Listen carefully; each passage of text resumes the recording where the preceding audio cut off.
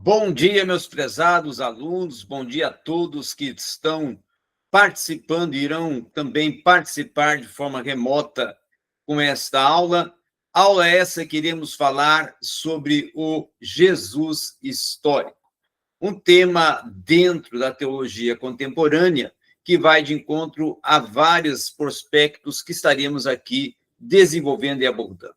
Quando trabalhamos com essa temática, o início da problemática toda do Jesus histórico nos remete aos anos de 1774 a 1778, século XVII, quando o Godold Ephraim Lessing publica os fragmentos de um anônimo do justamente professor das línguas orientais, o Hermann Samuel Reimários, tá?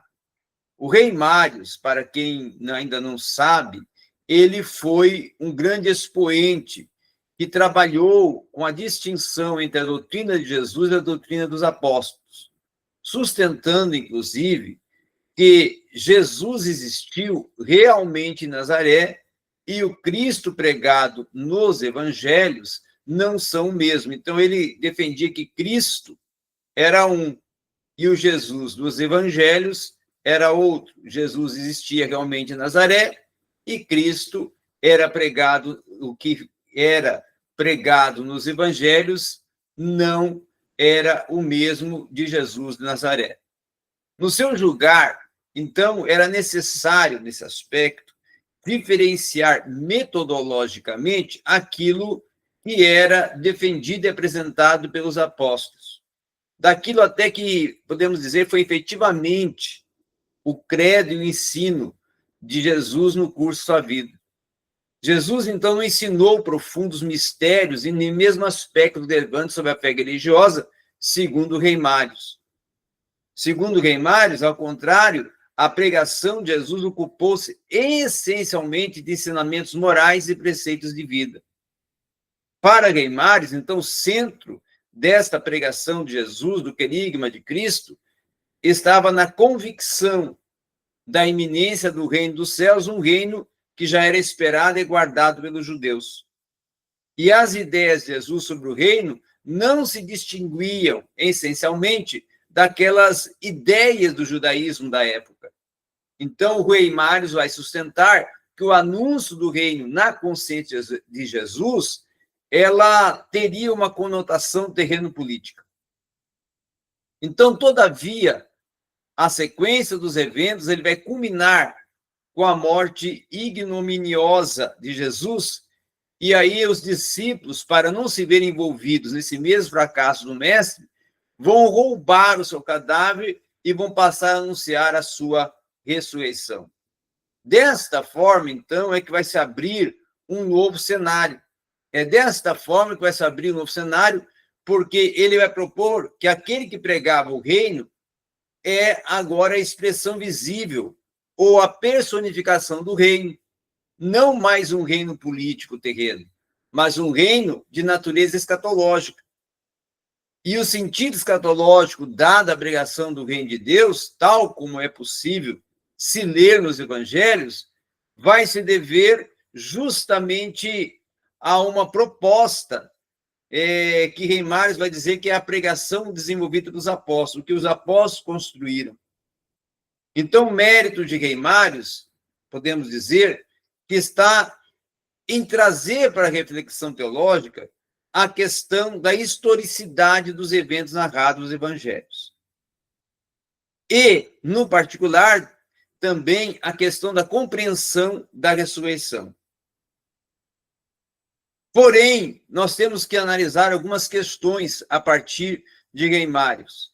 Porque, a partir de Reimários, o problema da historicidade da ressurreição de Jesus está tão presente na consciência ocidental que é possível até se ver a partir de outras perspectivas. Tá? E não é só essa questão da ressurreição que exige uma nova visão e repensar, mas é as teses próprias que Reimários suscitou, que levantou, dentro de uma necessidade de se obter respostas e posicionamentos a partir do que ele defendeu. Então, toda essa problemática criada por Reimários, ela se tornou uma problemática até de forma embrionária para se poder trabalhar com a ciência histórica. E dentro dessa proposta é que nós vamos ver que ele se tornou vamos dizer assim, o grande mentor dessa tese, o Jesus histórico. Mais tarde, Strauss, que também é um clássico representante desta teologia temática e proposta do Jesus histórico, ele vai convencionar e chamar esta proposta de Jesus histórico teologia liberal, com o objetivo de buscar esse máximo possível da historicidade da vida de Jesus. E a teologia do século XIX, que é movida por um interesse quase que apologético, vai dar uma cientificidade nos moldes da modernidade dentro da vida de Jesus, para que a fé em Jesus se movesse tanto por uma razão bem fundamentada e não somente pela força do dogma. E aí nós vamos destacar o Friedrich Schleiermacher, que busca interpretar o dogma cristológico desde o ponto de vista histórico.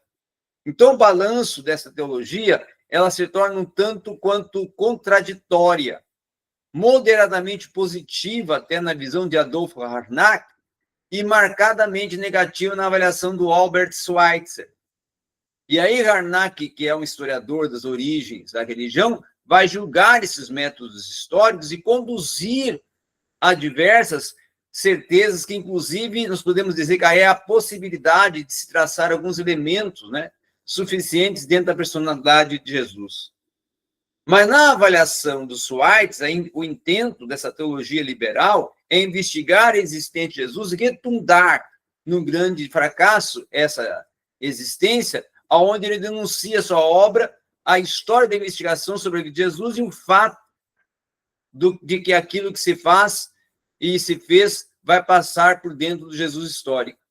Então, é dentro dessa narrativa e dentro dessa abordagem que é pensado e proposto também por Schweitzer que Jesus, na sua verdadeira existência, não é um homem moderno, e sim alguém marcado por uma existência estranha e enigmática. E aí Keller, que vai fazer uma crítica e vai apontar limites da investigação histórica, dizendo que essa investigação não oferece nada mais que alguns fatos em si mesmo e talvez até cientificamente comprovados, mas impossível eles de virem a serem significados, explicados e defendidos. Então, a verdadeira realidade desses fatos está contida nos seus significados, e isso se torna até inacessível para ele, o Keller, numa análise científica. Então, dentro desse pensamento também, nós vamos ter um outro pensador, um outro expositor, dentro da teologia do Novo Testamento, que é o Rudolf Bultmann.